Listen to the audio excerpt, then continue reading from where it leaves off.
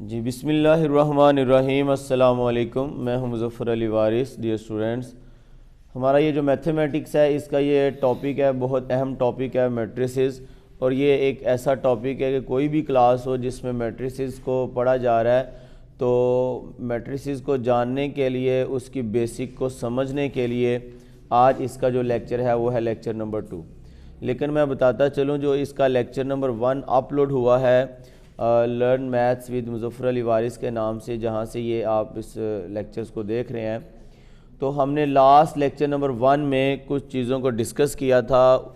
अगर आपको ये चीज़ें आती हैं तो आप इस लेक्चर को देखें, और अगर आपको ये वाली चीज़ें लेक्चर 1 की अभी नहीं आती तो आपको पहले हमारा लेक्चर 1 जो है वो देखना होगा।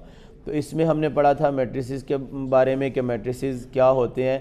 फिर हमने टाइप्स ऑफ मैट्रिसेस डिटेल के साथ विद एग्ज़ाम्पल जो है वो हमने स्टडी किया था, और मैट्रिसेस को जो है वो किसने इन्वेंट किया था और वो कौन था। तो उसके बाद हमने जो मैट्रिसेस हैं उनका कैसे ट्रांसपोज लिया जाता है, और एडिशन ऑफ मैट्रिसेस के बारे में हमने डिस्कस किया था शॉर्ट सा, और सब्ट्रैक्शन ऑफ मैट्रिसेस। और आफ्टर दैट एक मैट्रिक्स है उसका डिटर्मिनेंट कैसे लेते हैं, डिटर्मिनेंट जो है वो कैसे लेते हैं, ये हमने लेक्चर 1 में। और ऑर्डर ऑफ मैट्रिक्स जो है, ये सारी टर्म्स जो बेसिक टर्म्स हैं मैट्रिसेस की, इनको हमने लेक्चर 1 में डिटेल के साथ जो है वो डिस्कस किया है। तो आज जो हम इससे आगे वाली चीज़ें मैट्रिसेस के बारे में पढ़ने जा रहे हैं, तो आइए इंशाल्लाह अब इस लेक्चर 2 में हम कुछ चीज़ों को डिस्कस करते हैं। तो आज जो हमारा टॉपिक जो है लेक्चर नंबर 2 मैट्रिसेस के बारे में, उसमें हम जो आज फर्स्ट चीज़ पढ़ने जा रहे हैं वो है जी सिंगुलर मैट्रिक्स। कौन से ऐसे मैट्रिक्स हैं जो सिंगुलर होते हैं, जिसको हम उर्दू में नादर कालब कहते हैं। तो जब हमें कोई एक मैट्रिक्स दिया जाता है, इसको हम जो कालब कहते हैं, कालब को इंग्लिश में मैट्रिक्स कहते हैं, तो इसका नादर यानी कि सिंगुलर जानना वो तरीका ही होता है कि आप इसका डिटर्मिनेंट लोगे। इस तरह आप इसकी लाइंस लगाओगे, तो 12 6 6 3, इसके बाद आप इनकी जो है वो मल्टीप्लिकेशन करोगे, यानी कि जो 12 है वो क्रॉस 3 से मल्टीप्लाई होगा। क्रॉस मल्टीप्लिकेशन हमेशा दरमियान में माइनस आएगी, और 6 जो है वो 6 से मल्टीप्लाई होगा।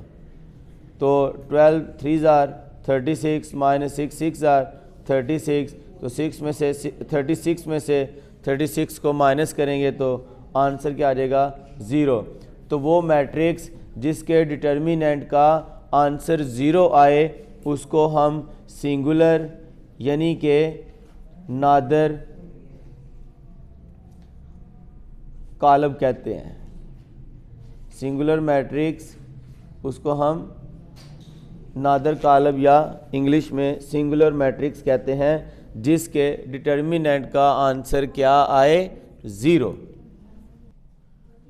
अब सिंगुलर मैट्रिक्स के बाद नॉन सिंगुलर मैट्रिक्स कौन से मैट्रिक्स हैं, यानी कि गैर नादर कालब आप किन को बोलोगे।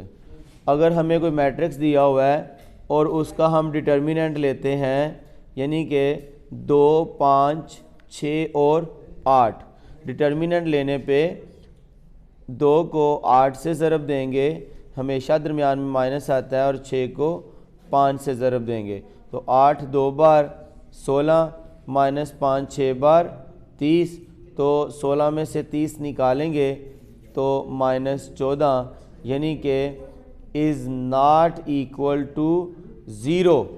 ऐसा मैट्रिक्स जिसका आप डिटर्मिनेंट लो और उसका जो आंसर है वो 0 ना आए, उसको हम नॉन सिंगुलर मैट्रिक्स कहते हैं, उसको हम गैर नादिर कालब कहते हैं।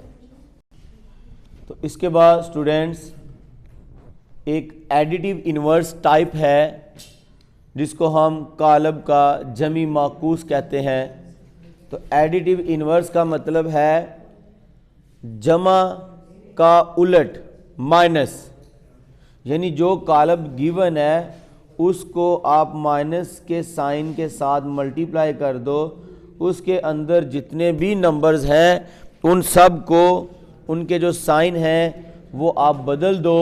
अगर प्लस है तो ये जो एलिमेंट्स हैं जी 2, तो साइन बदल दो, -2, 3 तो -3, अगर -4 है तो +4, 5 है तो माइनस, तो ये हमारे पास एक मैट्रिक्स का एडिटिव इन्वर्स है।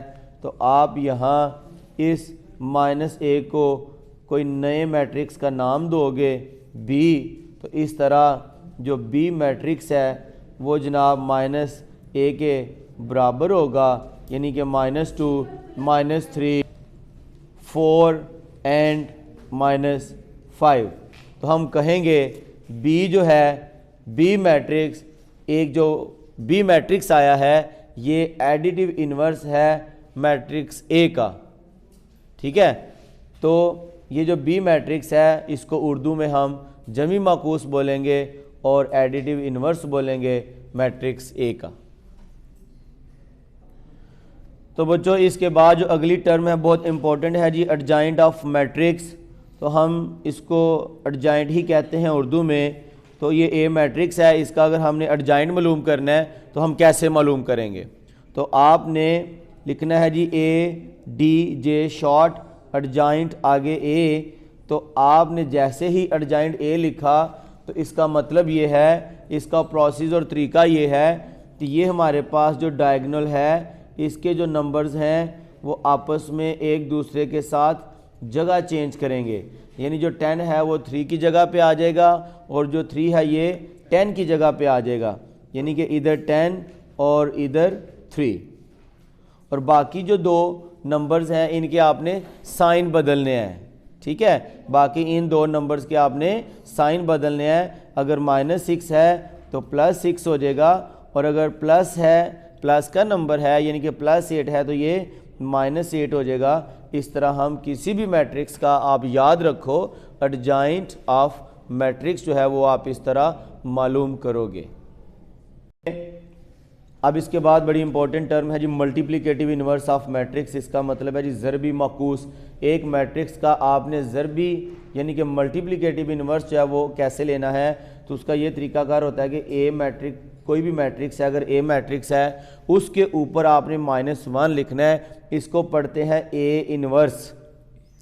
ए इन्वर्स, तो जो ए इन्वर्स है ये इक्वल होता है adjoint A over determinant of A, यानी कि ए का मक्ता। एक मैट्रिक्स है उसका आपने एडजॉइंट लेना है, उसको ऊपर लिखना है, उसी का आपने मक्ता लेना है, डिटर्मिनेंट लेना है, यानी कि उसको आपने नीचे लिखना है, वो ए इन्वर्स होगा। उसको हम एडिटिव इन्वर्स और उसको हम ज़रबी मकूस बोलेंगे। अब हम इसकी एक एग्जांपल करते हैं। तो हमने एक मैट्रिक्स लिया, तो हमने इसका इन्वर्स फाइंड करना है। ए इन्वर्स यानी कि हमने इस मैट्रिक्स का एडिटिव इन्वर्स यानी कि ज़रबी माकूस मालूम करना है, ए इन्वर्स। तो ए इन्वर्स के लिए हमने पहले एडजॉइंट ए निकालना है। जैसा कि मैंने आपको बताया बच्चों कि ये जो दो नंबर्स हैं फर्स्ट डायगोनल वाले, ये आपस में जगह चेंज करेंगे, यानी कि -1 की जगह -4 और -4 की जगह -1 आएगा। और ये जो दो नंबर्स हैं इनके साइन बदले जाएंगे। जो +2 है ये -2 और जो -3 है ये +3 हो जाएगा। ये एडजॉइंट ए हमने मालूम किया ए इन्वर्स के लिए। अब ए इन्वर्स के लिए एक और चीज़ आपने मालूम करनी है, वो ये कि आपने ए का डिटर्मिनेंट मालूम करना है। तो ये है जनाब -1, 2, -3 और -4। ये ए मैट्रिक्स है, उसका हम डिटर्मिनेंट मालूम करेंगे। तो डिटर्मिनेंट मालूम करने के लिए आपको पता है क्रॉस मल्टीप्लिकेशन करेंगे। -1 को -4 से दरमियान में माइनस आएगा और फिर हम -3 को 2 से मल्टीप्लाई करेंगे जी। माइनस माइनस प्लस, 4 1 ज़ार 4, माइनस माइनस प्लस 3 2 ज़ार 6। तो हमारे पास डिटर्मिनेंट ए जो है वो 10 आ जाएगा। इसको हम ए का मक्ता बोलते हैं, इसको हम एडजॉइंट ए बोलते हैं। हमने मालूम करना है मैट्रिक्स ए का ज़रबी माकूस ए इन्वर्स। तो अब ए इन्वर्स किसके इक्वल है? ए इन्वर्स जो है वो बच्चों इक्वल है जी adjoint A over determinant of A, यानी कि ए का मक्ता। अब एडजॉइंट ए हमने क्या मालूम किया, वो ये है -4 -2 3 और -1। तो ऊपर आ जाएगा जी -4 -2, 3 और -1 ओवर डिटर्मिनेंट ऑफ ए कितना आ जाएगा 10 ओवर 10। तो हर नंबर को 10 से डिवाइड करेंगे। -4 ओवर 10, -2 ओवर 10 एंड 3 ओवर 10 और -1 ओवर 10।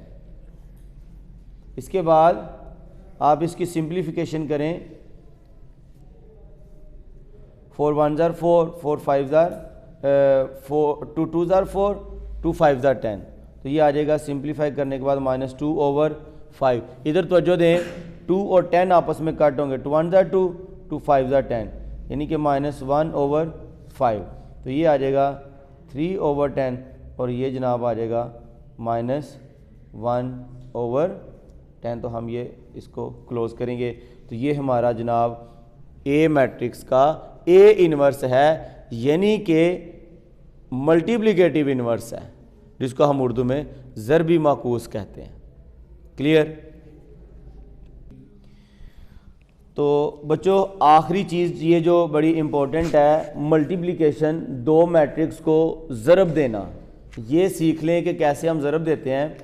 तो इसका तरीकाकार ये है कि फर्स्ट रो को, ये जो फर्स्ट रो है, पहले ये फर्स्ट कॉलम से मल्टीप्लाई हम इसको करेंगे, यानी कि रो 1 को यहाँ कॉलम 1 से मल्टीप्लाई करेंगे तो इस कोने वाला नंबर बनेगा, और फिर इसी रो को आगे दूसरे कॉलम से मल्टीप्लाई करेंगे। ठीक है, दूसरे कॉलम से मल्टीप्लाई करेंगे, यानी कि रो 1 और कॉलम 2। ये चीज़ याद रखनी है आपने, रो 1 कॉलम 2। तो अभी मैं आपको मल्टीप्लिकेशन इसकी सिखाता हूँ। फिर आगे रो 2 कॉलम 1, ये कोने वाला नंबर आ जाएगा रो 2 कॉलम 1, और फिर ये रो 2 और ये कॉलम 2। तो इस तरह हम मल्टीप्लाई करते हैं। तो मल्टीप्लाई करने का तरीका देख लें डिटेल के साथ जी। 3 2, ये जो रो है कॉलम 1 से मल्टीप्लाई होगी, तो 3 को हम 0 से मल्टीप्लाई करेंगे और 2 को 1 से मल्टीप्लाई करेंगे, यानी कि 3 मल्टीप्लाई 0, दरमियान में यहाँ प्लस आएगा, और 2 को मल्टीप्लाई करेंगे 1 के साथ। फिर इसी तरह 3 2 को 6 5 के साथ मल्टीप्लाई करेंगे। 3 को 6 से, पहले को पहले नंबर से, 3 थोड़ा फासले के साथ, 6 प्लस आगे 2 को 5 के साथ मल्टीप्लाई करेंगे जी। तो ये है मल्टीप्लिकेशन करने का तरीका, जो कि बिल्कुल प्लस माइनस से हट के है। उसके बाद दूसरी रो को लें, -4 5 को 0 1 से मल्टीप्लाई करें पहले कॉलम से। तो -4 को 0 से, प्लस और 5 को 1 से। बच्चों इसी तरह इस रो को, रो 2 को कॉलम 2 से मल्टीप्लाई करें। तो -4 को 6 से और 5 को 5 से। तो -4 मल्टीप्लाई 6 प्लस 5 मल्टीप्लाई 5। अब इसको हम सॉल्व करेंगे। 3 0 से 0, प्लस 2 1 ज़ार 2, 6 3 ज़ार 18, प्लस 2 5 ज़ार 10, -4 0 से होगा तो 0, प्लस 5 1 ज़ार 5, और 6 4 ज़ार माइनस का साइन, 6 4 ज़ार 24, प्लस 5 5 ज़ार 25, ब्रैकेट क्लोज, और लास्ट स्टेप है जी 2 + 0 2, 18 + 10 28, 5 + 0 5, 25 में से 24 निकालें तो 1।